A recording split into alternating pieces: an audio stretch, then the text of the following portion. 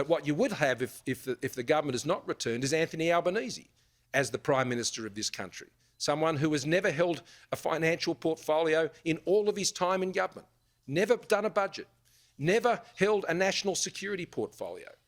And this is someone who is seeking to be Prime Minister at a time when we face the biggest global shocks, not only to our energy economy, but also our broader global economy and the national security challenges that we face in terms of what has occurred obviously in Europe, but most significantly here in the Indo-Pacific. Now, we've demonstrated the experienced, steady hand on economic management and national security. These are things that Labor often pretend to, but never deliver on. And probably the best example of that on national security is if we kept defence spending as a share of the economy on what it was set at by Labor when they were last in power, which was the lowest level since before the Second World War, then there would have been $55 billion less invested in our defence forces from that day to this. $10 billion less in this year alone.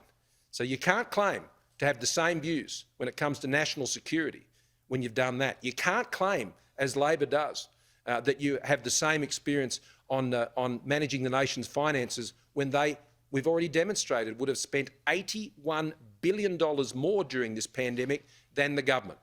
That's not how you keep a AAA credit rating in the middle of a pandemic. Labor knows how to start spending, but they never know how to stop. We knew we had to spend during the pandemic to get the economy through, but we also know when it's the responsible time to stop that and start returning the fiscal management, the money management of our economy and of the government back to more normal settings. And the Treasurer will have a bit more to say about that this week.